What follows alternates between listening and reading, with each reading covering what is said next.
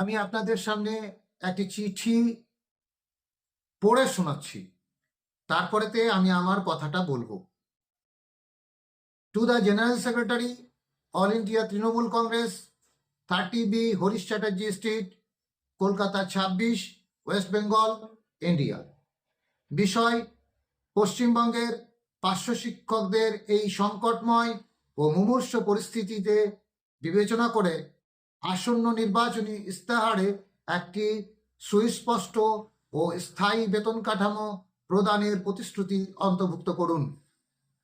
মাননীয় মহাশয় মহাশয়া, সশ্রদ্ধ নিবেদন এই যে আমরা পশ্চিমবঙ্গের পার্শ্ব শিক্ষক ও শিক্ষিকারা 2004 সাল থেকে প্রাথমিক ও উচ্চ প্রাথমিক স্তরের বিভিন্ন বিদ্যালয়ে নিষ্ঠার সঙ্গে দায়িত্ব পালন করে চলেছি। দীর্ঘ 22 বছর ধরে রাজ্যের শিক্ষা ব্যবস্থার একটি অবিচ্ছেদ্য অংশ হিসেবে আমরা আমাদের কর্তব্য পালন করে আসছি। 2004 সালে আমাদের মাসিক ভাতা ছিল প্রাথমিক স্তরে 1000 এবং উচ্চ প্রাথমিকে 2000 টাকা। সময়ের পরিবর্তন, মূল্যবৃদ্ধি এবং সামাজিক দায়বদ্ধতা পরিপ্রেক্ষিতে দীর্ঘ 22 বছর পর আজ আমাদের পারিশ্রমিক যথাক্রমে 10,000 এবং 13,000 টাকায় উন্নীত হয়েছে।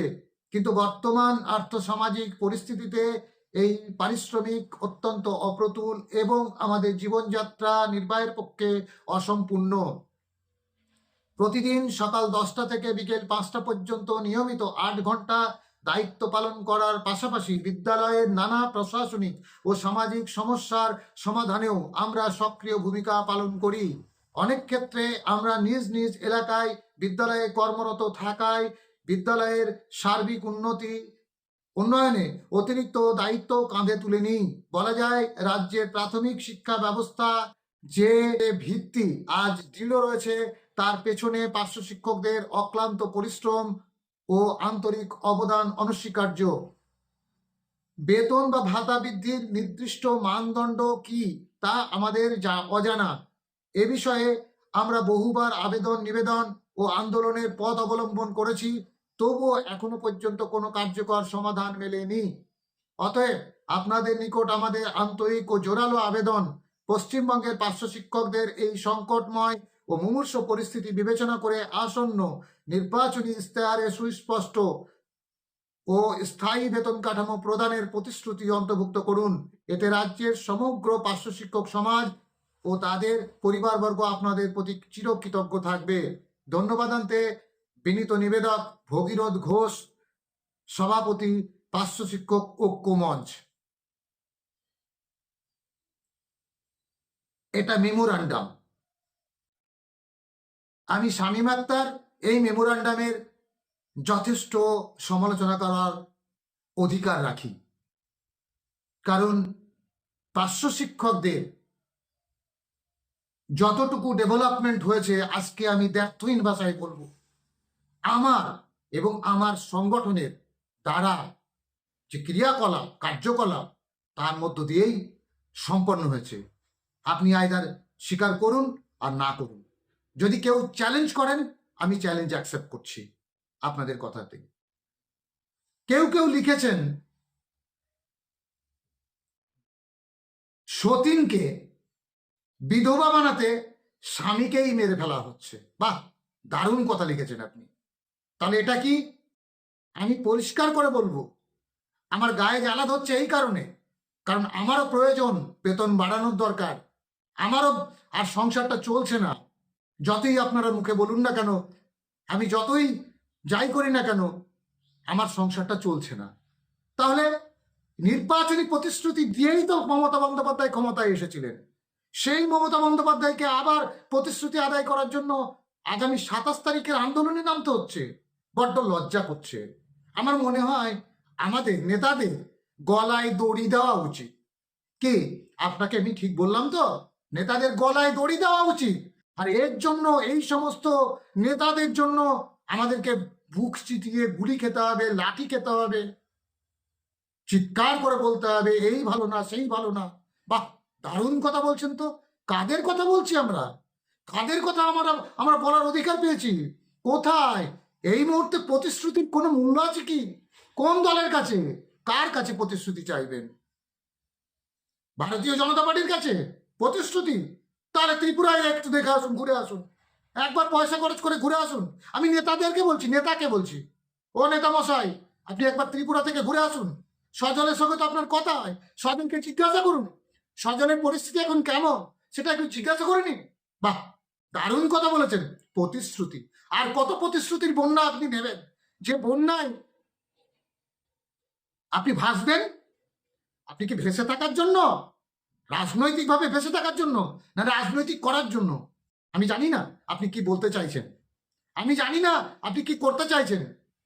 তবে একটা জিনিস আমি বুঝতে পেরেছি একদম সঠিকভাবে, যে আপনি যা করছেন তা খেলা করছেন, রাজনৈতিক খেলা করছেন। বাহ, দারুণ সুযোগ পেলেন। আমিও খেলতে পারি, কিন্তু আমার এই কালার চুল তো, আমি করতে পারি না এটা, আমি করতে পারি না এটা। আমি রোজা অবস্থায় যাব, ইফতার করব, সেহরি করব ওখানে, এমনি এমনি প্রতিশ্রুতি আদায়ের জন্য আমি যাব আপনার আপনার স্ত্রীতে, সেরকমই কথা ছিল। কিন্তু আজকের এই এই প্রতিবেদন করতে বসে তার আগে আমি যখন পেয়ে গেলাম আপনার কাছ থেকে এই অস্ত্রটা, তখন আমি লুফে নিইনি।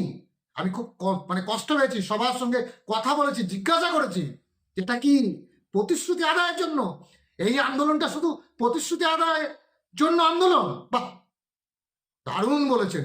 আর যারা গলা পাঠাচ্ছেন, ভগীরথ ছাড়া হবে না, যারা বলছেন তারা একটু ভেবে দেখুন তো, এটা একটু পড়ে দেখুন তো, পড়েছেন? আসলে ছাগলের যে বাচ্চাটা হলো এক্ষুনি, সেটা কি লেজ তুলে দেখেছেন ওটা পুরুষ না মহিলা? একটু দেখুন, একটু দেখতে অনুরোধ করছি আপনাদেরকে, অন্তত পক্ষে ভাববেন। আর সত্যি কথা বলতে গেলে এখনো পর্যন্ত যা পেয়েছেন এই বুড়ো হাড়ের জন্য পেয়েছেন, এই বুড়ো ভামের জন্য পেয়েছেন, এই বুড়োদের জন্য পেয়েছেন।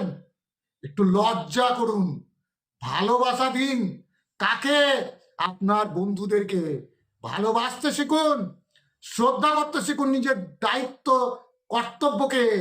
আপনি আপনার দায়িত্ব কর্তব্য পালন করেননি, করলে আপনি এই চিঠিকে সমর্থন করতেন না।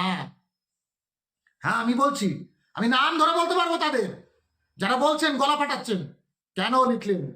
আমি আপনার কোন রাজনৈতিক দলের কাছে প্রতিশ্রুতি চাই না। আমি চাই বেতন বাড়ানো, অবিলম্বে বেতন বাড়াতে হবে। এই নির্বাচনের আগেই মমতা বন্দ্যোপাধ্যায়কে বেতন বাড়াতে হবে। আমরা কোনো প্রতিশ্রুতি চাই না, প্রতিশ্রুতির মধ্যে নেই। গুলি খাবো সেও আচ্ছা, কোনো প্রতিশ্রুতি আমরা চাই না। আপনি প্রতিশ্রুতি চাইছেন? আহ, দারুণ কথা তো। আর এই কারণে আপনি গেছেন সেখানে, এই কারণে, এটাই আপনার ছিল খেলা। আর যারা খেলছেন, যারা দোসর, একটু ভেবে দেখুন তো আপনার কথা বলেছে কি? আপনি প্রতিশ্রুতি যাওয়ার জন্য যাচ্ছেন আন্দোলনের 27 তারিখে, যান, কিন্তু আমরা প্রতিশ্রুতি আদায়ের জন্য যাচ্ছি না। 23 তারিখে আমরা দাবি আদায় করার জন্য ওইখানে ইফতার করব, সেহরি খাবো, তারাবি পড়বো, তারপরেতে আরো বন্ধুদের সঙ্গে গল্প করব, আড্ডা মারবো, দাবি আদায় করব, তারপরে আসবো। আর কথা আছে, নাহলে পুলিশের মার খাবো, নাহলে জেলে যাব, তবুও আচ্ছা, তবুও বেটার।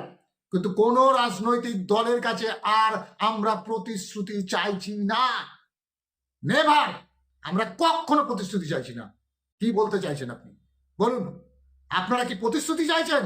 27 তারিখে প্রতিশ্রুতি দেবে কেউ? কে প্রতিশ্রুতি দেবে? ভারতীয় জনতা পার্টি। তাহলে গুজরাটের বেতনটা প্রতিশ্রুতি দিয়ে বাড়িয়ে দিয়ে আসুন। কেন পাচ্ছেন না? 18,000 করেছে উত্তরপ্রদেশে, তাই গত করছেন। উত্তরপ্রদেশে কত ছিল জানেন? স্থায়ী শিক্ষক থেকে নামিয়ে নিয়ে এসেছে কোথায়? আবার প্যারা শিক্ষককে নামিয়ে নিয়ে এসেছে। ভাবেননি, জানেন না? কেন জানেন না? জানবেন না কেন? জানতে তো হবে।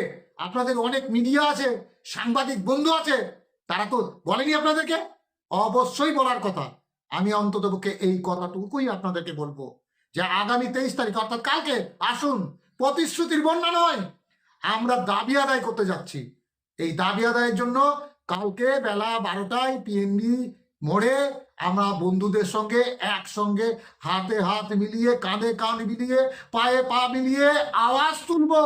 প্রতিশ্রুতি নয়, দাবি আদায় দাও, যেটা মুখ্যমন্ত্রী মমতা বন্দ্যোপাধ্যায় 2009 সালে বলেছিলে, আর 11 সালে তুমি বলেছিলে, ক্যাবিনেটের সিদ্ধান্ত নিয়ে বলেছিলে, সেটা পালন করো। এইটুকু বলে সকলকে ধন্যবাদ জানিয়ে শেষ করছি। ভালো থাকবেন, সুস্থ থাকবেন। কালকে দেখা হবে পিএনবিতে বেলা 12টায়।